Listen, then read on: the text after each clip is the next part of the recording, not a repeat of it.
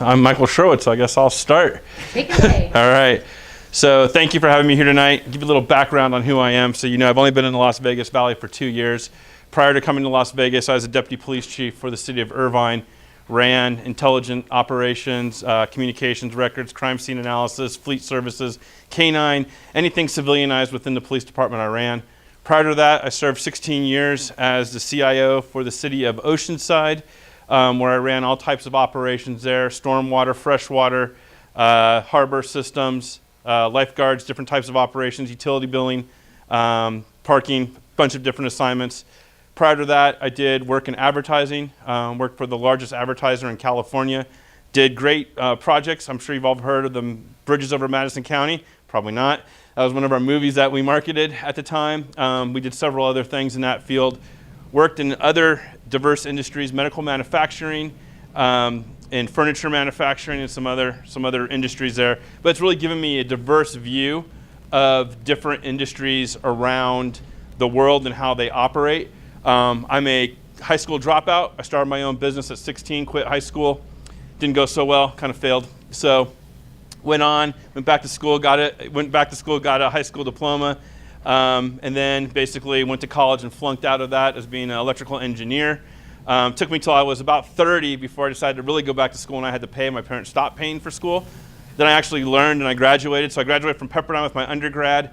I completed my master's at the University of Southern California. I then went to Oxford and studied in England for a short time. Would have stayed longer if I could afford it. Came back to California, started my doctorate, which I'm almost done, maybe by the end of this year. So that gives you a real quick whirlwind background of sort of my expertise in education. So coming out to Las Vegas, I was tired of working in law enforcement, wanted to change my role, go back to technology, which is what I do best. So for all of you that live here, hopefully you know a lot of these statistics here behind me. I think the number one statistic I want you to be most familiar with is the 44% that work in tourism. That's that directly work in tourism.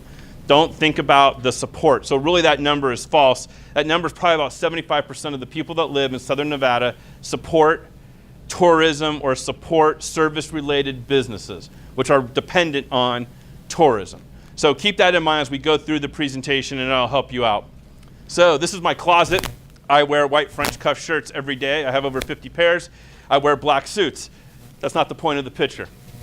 The point of the picture is every day when you wake up, you have an opportunity to think about what you're going to wear, about change. I sure hope none of you wear the same underwear and the same shirt every morning when you go to work. I hope you change. Some people spend 2 to 3 minutes thinking about what they're going to wear. Some people spend the night before prepping, hours in the morning, and still it takes maybe 4 to 5 hours before they get out the door on their way to work. But the point is that no matter if you spend 2 minutes thinking about change or 4 hours about change, you should carry that philosophy without you throughout the day. Unfortunately, most of us go to work or go to what we're doing and we do the same thing every day because we've always done it that way. Why do you turn your water on certain days of the week? Well, here you do it because you're told what days to water. When do we put our trash cans out? Not when they're full or when they need to be emptied. We put them out every week because that was the most efficient system at the time.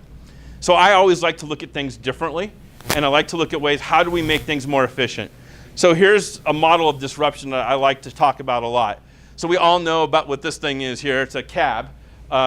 Most of us don't use these anymore. We use an alternative form of transportation. So let's go back a few years to what things used to be. And this isn't 50 years ago. This is just recent, we'll say in the last 6 years. So for some of you in the room, you've never seen one of these before. That's a payphone. You actually took money out of your pocket and put it into the device to make a phone call. Then you had to find, before you could make that phone call, you had to use this thing called, I used this so I could drive in my car, so I could see over the windshield. But some of you needed those to find a number to call, because you had to call the cab company. The cab company, unless you could see it driving by. Then you needed this, because if you didn't know where you were going and the cab driver didn't know where you were going, you needed to find some way to get around the community. Well, lo and behold, just a few years ago, this device right here simplified all of those industries. So if we go back, think just briefly about all this industry here, the jobs that were created to support this system. You had people that emptied the cash. You had people that fixed the phone when it didn't work. You had printers. You had people that sold ad space in these archaic books. You had all the map makers and all the people that made these industries happen. In a few short years, the cell phone revolutionized and displaced all the people in those businesses. And so this one device really not just revolutionized, disrupted the world. So something really big is happening in government. A lot of people in government are starting to understand that we have to start thinking about the future. Your cities cannot remain the same. If they do, you will be left behind. Some of you have heard of Amazon. They wanted to have a second headquarters. Over 238 cities in the United States applied, including our city, Las Vegas, applied to grab Amazon to their region. They did that by amenities and offering services to attract Amazon to come. So right now you have in 2017, over 80% of governments across the United States are looking at IoT. Here's another interesting figure here. In 2020, there's going to be 50 billion IoT devices connected around the world. One problem with that number, there's only 7.6 billion of us humans in this thing. That means each one of us is going to have 6.5 devices at home. I would guarantee in this room, probably most of us are double. I'm in the 20s and 30s. You count my Nest camera, you count my thermostat, you count my TV, my Alexa, my laptop, all that. So you can see there's a huge growth opportunity here in just devices alone and the number of people per device. So there's a fallacy around it. People don't have access to the internet. That's not true. In the United States, 87% of people have access to the internet. Over 70% have smartphones. If anybody pulls a flip phone out here, we're ending the presentation and we're all going home. So hopefully no one has a flip phone anymore. But everybody has some kind of connectivity to the internet. So what happens now in 60 seconds? This is an older slide. It's from 2014. But you can see in 60 seconds, just at that point in time, YouTube, 120 hours of video in 60 seconds. The amount of data coming into this new environment, this new world. I can tell you that I fly a lot all over the United States. I was really upset because I last like 9 to 10 months flying Southwest. They're always late now. No matter where I go, they are late. They're late getting to the gate. They're late leaving the gate. They're late. Everything is late. So one time I just was really upset. I finally, after last year, I got enough to be A+ preferred, and I almost got companion pass. I was so excited. So I just tweeted. Basically, here we go again. I said something like, here we go again, Southwest. Late as always. You know, I'm getting tired. Frontier looks good to me. I tweeted that. Within less than 2 minutes, I got a response back saying, we're sorry for the delay, Mr. Sherwood. We know you're an A+ preferred rewards member. We're really sorry. We're going to make it up to you. It's going to be great. Within 3 days, I went to my mailbox, and lo and behold, I got a stack of free drink coupons. So now I can get loaded for the next probably 8 or 9 flights without costing the taxpayers or myself any money. So this is the kind of technology, though, that cities need to start looking at. When people complain about trash, people complain about graffiti, how is that solved now in the environment? It's not. Until a citizen picks up the phone, what do? You call Carolyn Goodman. Hey, you know, this isn't getting fixed. Then it trickles down throughout the government chain, and we fix it maybe 5 years from now, maybe 6 years, maybe never, because it gets lost. But more and more government now is using not just this as a medium to communicate, but are starting to use it for an intelligent platform for the future. This is always interesting, and it shocks a lot of people. The largest taxi cab or transportation company in the world owns no vehicles, 0. The largest media company doesn't even make any content. We make the content. All of you putting your dinners out there on Facebook for nothing. Go to Airbnb, the largest hotelier with most rooms, the most everything, owns nothing, 0. So that's an amazing testament to technology and the sharing economy, or people call it the gig economy, the next generation economy. Just think briefly, if you had an autonomous vehicle and it dropped you off at work at 8 o'clock and it went and parked itself somewhere, now think about that same car with intelligence built into it. While you're at work, your car's out working for you, making money, doing rides, and then comes back and picks you up at 5 o'clock. Those are the type of things we look at. I don't know. I've used this 3 or 4 times. No one knows who this character is. Anybody know who this is? We're going to then forget it. I'm going to take this out of the deck. He's real popular. His name's Flippy. I didn't know either. But Flippy has a purpose here. This is the future. So in LA, this is called Flippy. It is a robotic hamburger cooking machine. It actually can do temperature. can do rare, medium, well, and well, all automated. It flips patties and puts them into a little tray pan. But in this industry, in the fast food industry, one of the biggest challenges they had was the fact that cooks changed over so quickly. They had to retrain them. Because when you're making a low wage and you get an alternative or a better value proposition, you're gone. Well, that does not help the industry make money. So now this restaurant in LA now has 4 of these working and it's cut their kitchen staff by half. So it really enables them to do more with less. This is Amazon's warehouse in San Bernardino. This warehouse here is their last generation before I show you the next generation warehouse. So this warehouse here, all the actual inventory is moved by these little robots here that actually, you can see them there, that actually move the inventory to a picking station where actually a human then can drop it in a box. So what I'm going to do now is show you the next Amazon warehouse design. You guys see it? That's Amazon's warehouse. You don't see anything?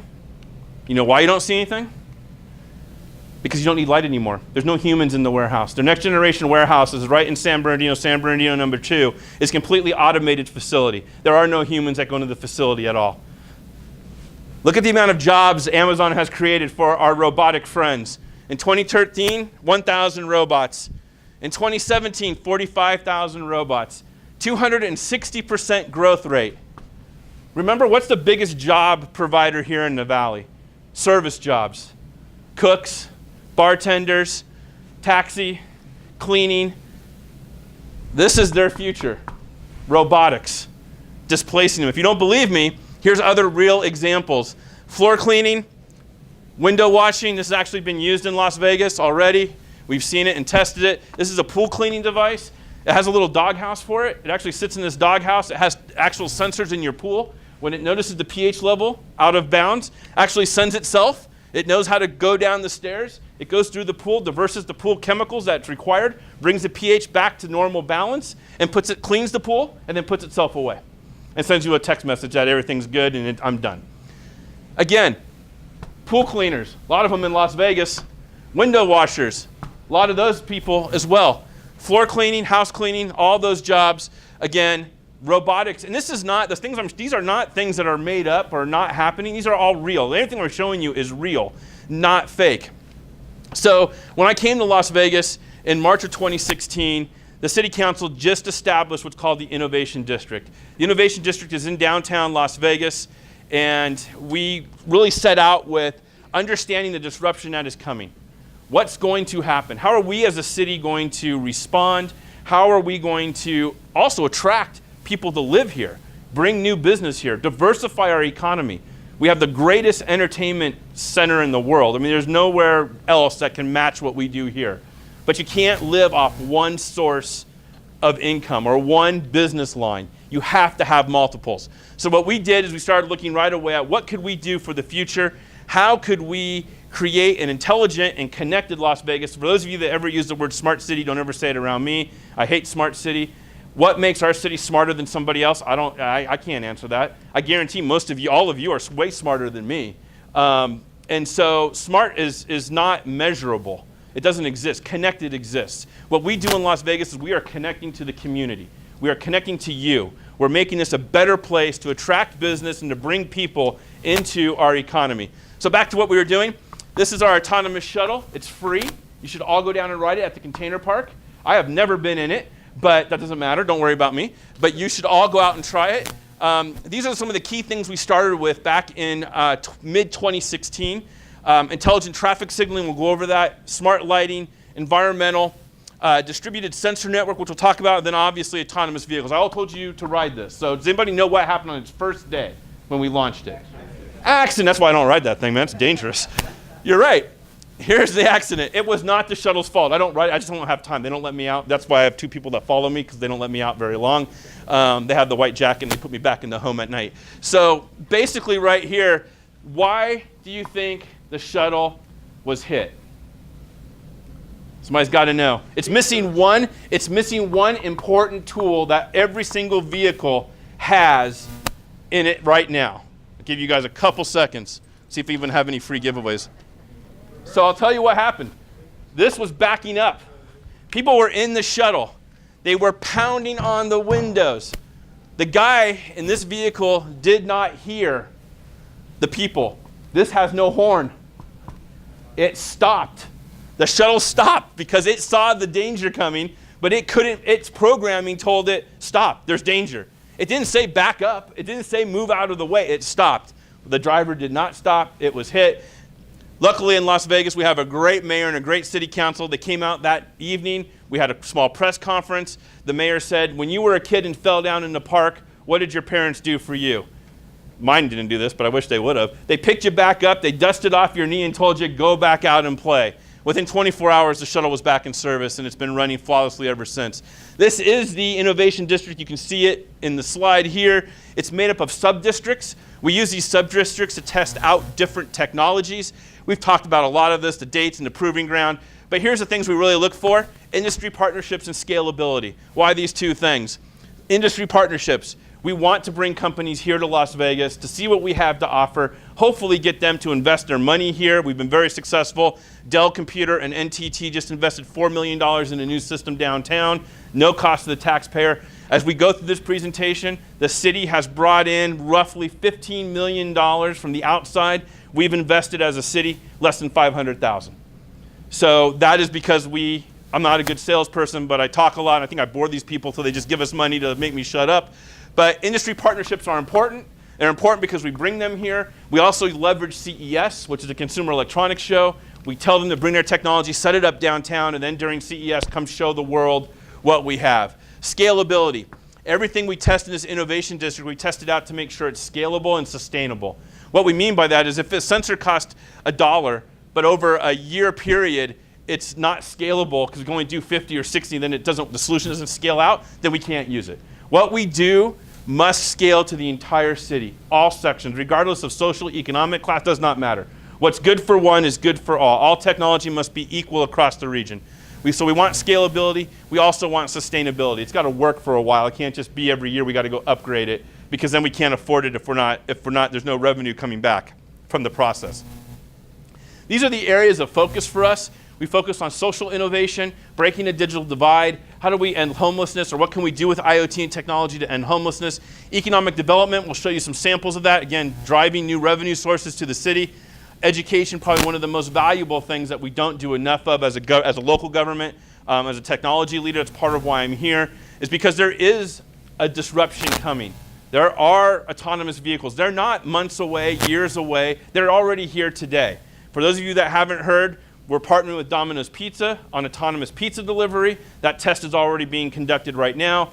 For those of you that use Lyft from certain downtown, from strip hotels, not downtown yet, strip hotels, you can request a basically driverless Lyft vehicle. It still has a safety, I call them chauffeur in the vehicle, but that's it. It's to the point by the end of the year we'll allow them to run autonomous with no driver at all. We're setting up for that now. We have public safety. Obviously, the safety of the community and the tourists that come here and anybody that comes here is extremely important. Mobility. There are going to be more cars. No matter what anybody tells you, more cars are coming. Just think about it. When you think if it costs FedEx now, what's the biggest cost to them to drive their trucks around town? It's the body that's in the vehicle that is the most expensive part to operate. Get rid of the driver, get rid of most of the liability issues with that. Now you can double your fleet for the same price that you're paying today. So we'll talk about what the next challenge is with the autonomous vehicle surge that's coming. Healthcare, very important, especially now that I'm an old man. I definitely healthcare. How do we bring healthcare to people that can't get to the hospital? How do we get more people off the road? Well, we bring the doctors to them. So we've always heard about telemedicine. We're working in areas like that to help bring doctors to people, especially when you're in a home, and we want to be able to provide quality medical care across the community. So why are we digitizing the city? Well, there's the answers right there. We want real-time insights. We want to know what's happening in the city right now. Like your bodies, when you go to a doctor or you get a test, we want to know inside our ecosystem what is happening. We want to have predictive analytics, and we'll show you some samples where we're actually able to predict where a pothole will form prior to the pothole forming. I can tell you when a park will be dirty prior to any trash being at the park. So I'll show you some samples of that. We want government leaders to make decisions based on real data. not based on a feeling. I think we should put a park there. Why? I don't know, the developer says it's a good idea. Okay, let's put it over there. Put the park, no data. That's why when you drive around cities, not just here, everywhere, why is that there? There's no one, somebody put it there. But they didn't have data behind it when they made those decisions. We want to provide data-driven decisions for our elected leaders. Increase citizen engagement. We want to involve all of the citizenry. People want to be involved in government. People want to be involved in their community. They want to make it a better place. We want to be able to engage with our citizenry. And then, of course, if you're my boss and you're taping all this, so I'll be good. If you're the mayor or you're the city manager, you want operational effectiveness. You want to know, be able to tell your taxpayers, be able to tell the constituents in the community, the money you entrust to us, we are maximizing it. That dollar you give us, we're making $2 out of it because we're stretching it, because we're using technology and innovation. So I generally don't do this, but I'm going to try. We'll see. I'm going to give you a live demo. If it doesn't work, I have a backup plan. We'll see here. But it should work. If we have internet, it will work. And lo and behold, it is going to work. What you're going to see is a 3D map, real time, of downtown Las Vegas. Don't be scared with the data. It's sort of backdated. We'll maybe see it, maybe we won't. We'll see as it's coming up. But you'll see a 3D map, and you're going to see it eventually. So these are alerts we're pulling from vehicles. Some of you, anybody drive an Audi? Volvo. Oh, we got one sucker already. No, I'm just kidding. We got one person that's giving free data away. Thank you. If you have an Audi, Mercedes-Benz, Volvo, you are giving out free information that we collect because we have receivers downtown. And you give that out freely. So let me give you a quick example here, since I am limited on time and most of you probably will be bored of me in minutes here. So this is an intelligent dashboard. This is downtown Las Vegas. What we can do is click on one of these buttons here. We'll come down here to the alerts. Anybody know what TCS stands for? Traction Control System. Those of you that have cars that have this technology, basically we can tell when your tire loses a grip on the road. And it casts this message out for free to our antenna systems that are downtown picking up this information. So if we get a lot of these messages in a section of roadway, we can decide one of two things is occurring statistically. And I flunked. Remember, I'm not a college dropout. I had to go to business school. I couldn't do computer and analytics and engineering. But what we basically can derive from these messages is either the person has bald tires, possibility, or the roadway is becoming separated. And when we can see these in a pod like this right there, now we pretty much know that not all those cars have bald tires. We can pretty much start assembling the fact that we know that that car has a traction control problem. So that's kind of cool. Everybody's like, that's great. Let's go to the next generation of that's what we have right now today. And we're expanding that system as we use it for autonomous vehicle travel so we can send data to autonomous vehicles and back and forth. So let's take a better view of what this looks like now. So now what we have behind you is we've enabled a layer. These are layers over here: hospitals, fire stations, and police.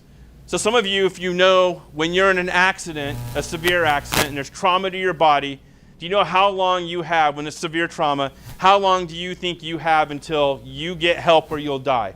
The answer is, well, that's not bad, but generally 30 minutes in a major trauma, you need to have paramedics to you right away. If one of you, we'll take Scott since he works for me, we'll use you. If Scott is in an accident right now on the freeway, how does help get to him?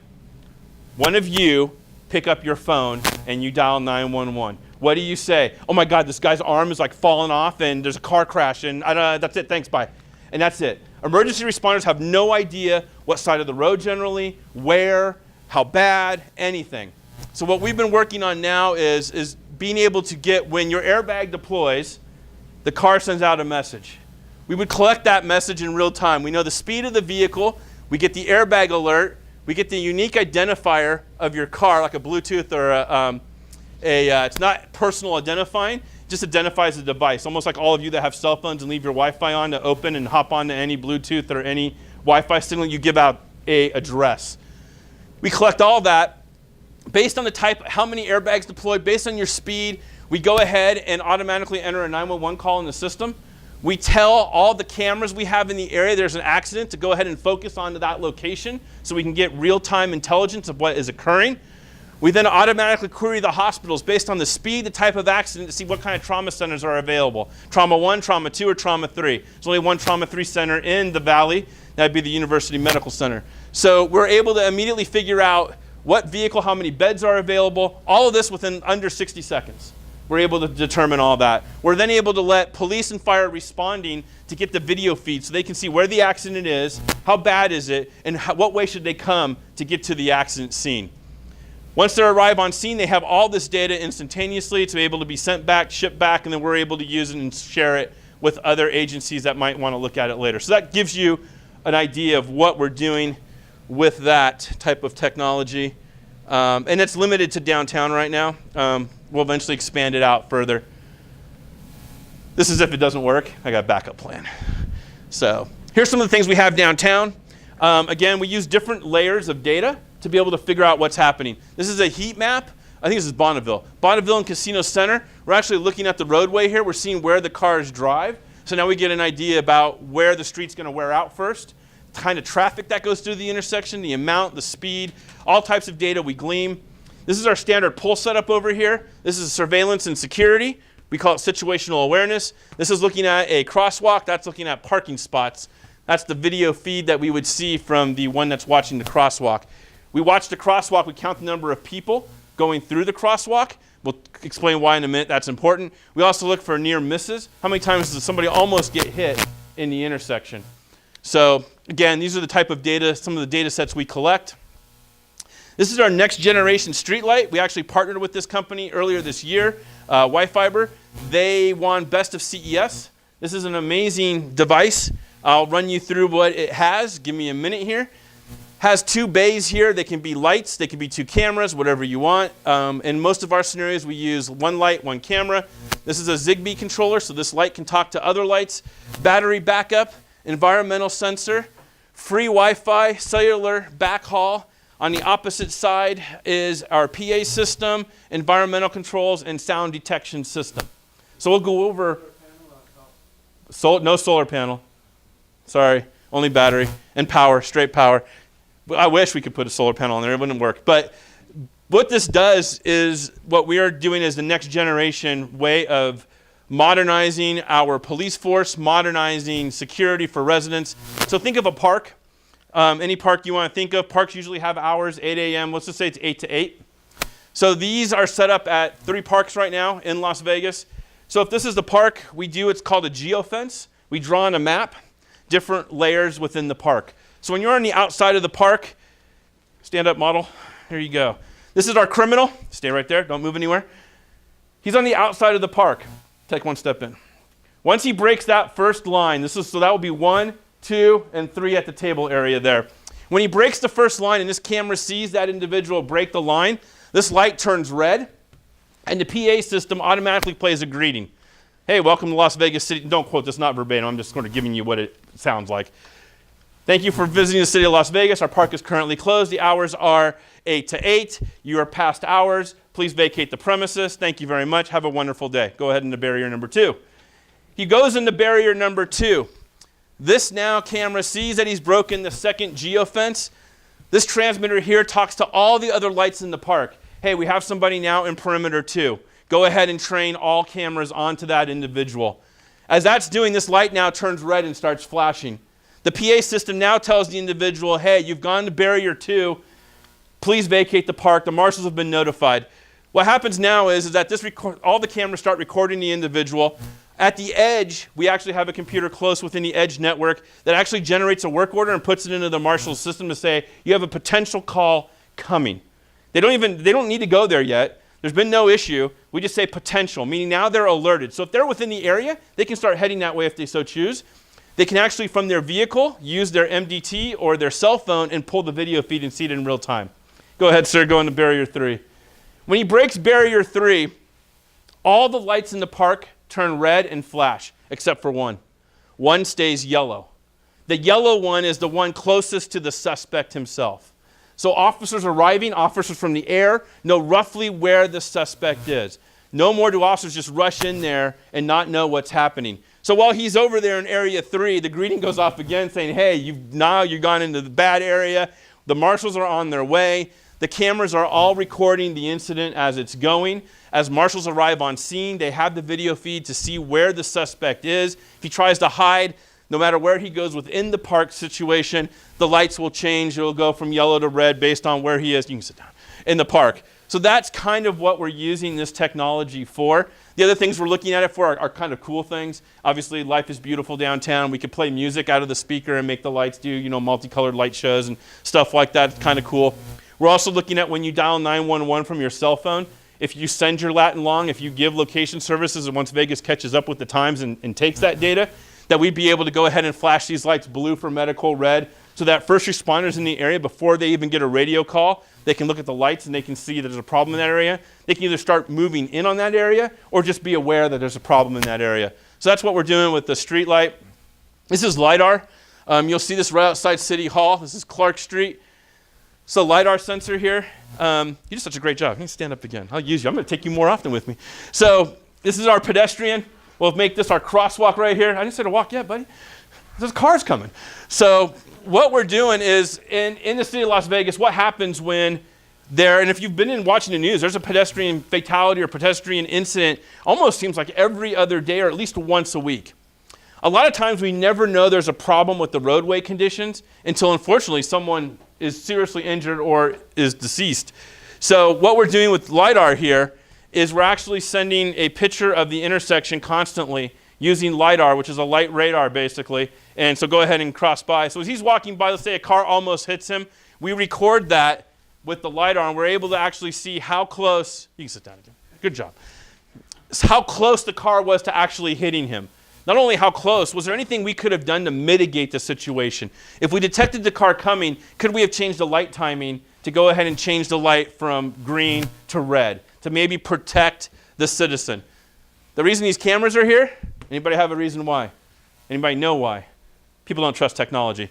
So they don't trust the LiDAR. So every time we get a LiDAR incident, we take video to back it up, to show people and prove that it was actually an incident. So here's some more data, interesting data. These are line graphs, each individual car. Kind of interesting. This is Las Vegas, must have been late at night. A couple cars onto the curb here. One just drove through. Glad I wasn't standing there. But again, that gives us roadway data. We understand the streets. We can understand what's happening in real time. We also use this. This is an actual count of the number of cars that drive through an intersection. So all of you have probably been somewhere in the world, in the US at least, and seen the cool job that people have, that they sit in a lawn chair with a hat and they got a clipboard and they're at the intersection and they count the number of cars that go by. That's a real job. We actually have, I think, 3 or 4 at the city of Las Vegas. That they go around and count traffic. Because knowing, is that me? Nope. My time's up already. Wow, look at that. So basically we use this now. We count the number of cars going through the intersection on a constant basis, 24 hours a day, 7 days a week. This is City Hall downtown. You can tell when most employees come to work, 8 to 9, the darkest color. We're supposed to be coming in around here. And so you can see the variation. Look at lunchtime. A lot of people go to lunch between 1 and 2. On the weekends, very few people come out of that facility. But this is important information. If you're going to build a Starbucks, you're going to build a restaurant, do you want to know how many cars drive by your facility? Of course you do. You don't want to invest in something if you don't know how many. And then you even know when to send your sign scrollers out. Because you know between 8 and 9 a.m. is the busiest point of the entire day. That's when you should have someone outside. We have busiest days of week, visitors per day, typical week, and total visitors for the August 1st to 31st period. So it gives us a variety of information. Remember that 3D map you saw a few minutes ago? We're going to build a developer map. Developers can go now downtown, look at all the different plots that are available for sale, and be able to get statistics. And hopefully we'll be able to change downtown, because downtown right now has no more new high-rises. Why are there no more new high-rises? There's no grocery store. Why is there no grocery store? None of the people that live downtown to warrant a grocery store. So you have two sides that aren't going to do anything. Hopefully with IoT data, we'll be able to make a change in that. This is more data that we collect, gives you different ideas of what we're doing.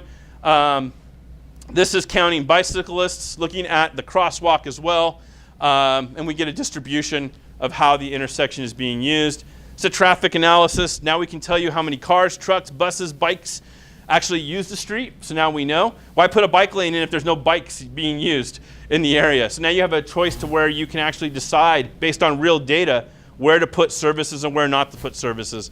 Imagine, and this isn't too far away, that if we could reconfigure the streets automatically, so a 4-lane road right now is 2 going into the city, 2 going out.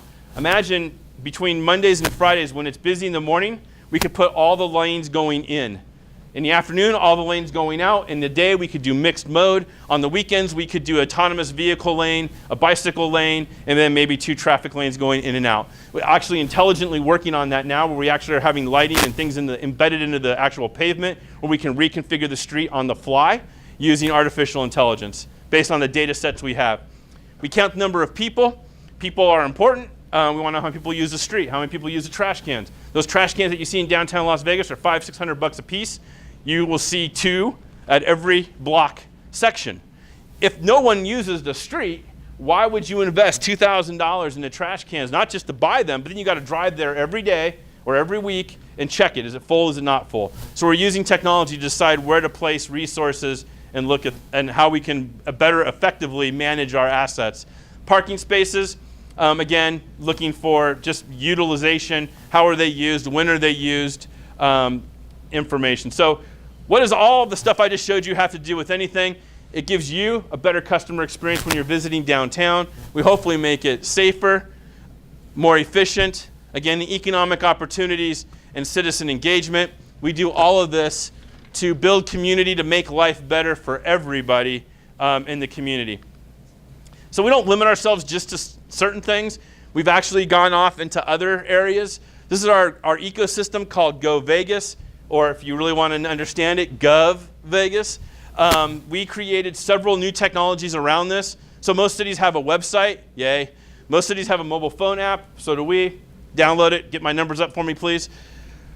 We just launched Apple TV, Amazon Fire, and Roku. So now we stream Channel 2 out. We found out that a lot of people within the valley got rid of cable.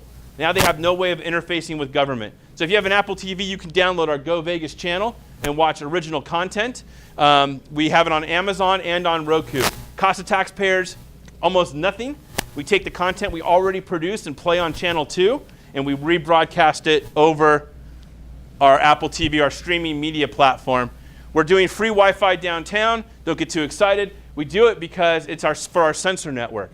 10 years ago, all the cities were doing free Wi-Fi. What happened to all the free Wi-Fi? It went away. Why did it go away? There was no budget, no sustainability model to do it. Now what we're doing now is we're doing the Wi-Fi network for our sensors, charging the customers the efficiency that we're giving them from having the IoT technology, and the byproduct now is free Wi-Fi for the community.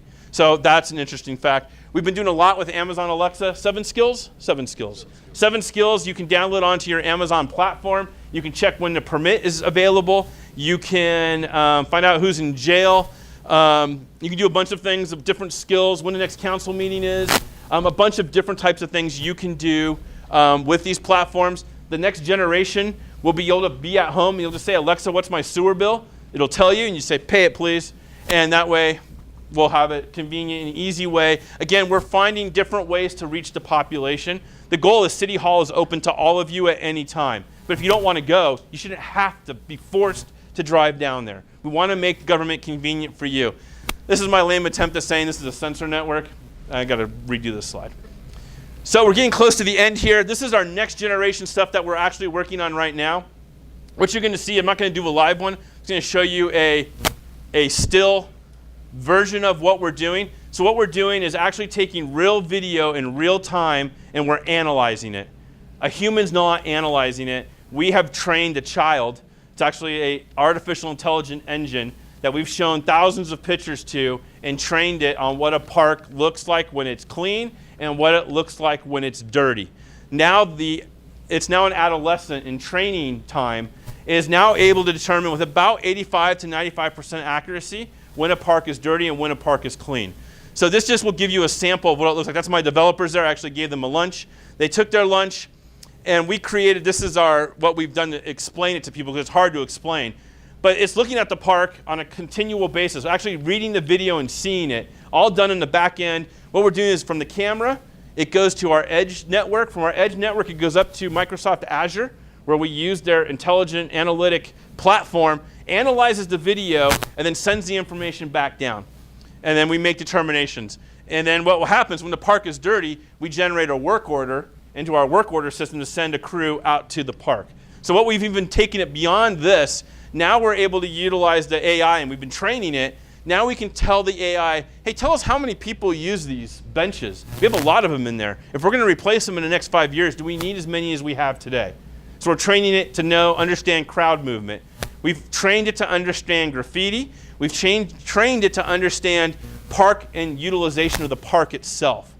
Now we're taking it from this stage and moving it to the next stage, which is able to determine when the grass needs to be watered versus when it doesn't need to be watered. It's also able to determine when the grass needs to be fertilized versus when it does not need to be fertilized. We're actually working with some experimental technology to actually automatically fertilize and water without any human intervention at all. Additionally, what we're doing is we're taking the same technology and we're putting it onto our roadway cameras. We're using it now to tell if the street is dirty or clean. Does a street need to be swept? Right now, how do we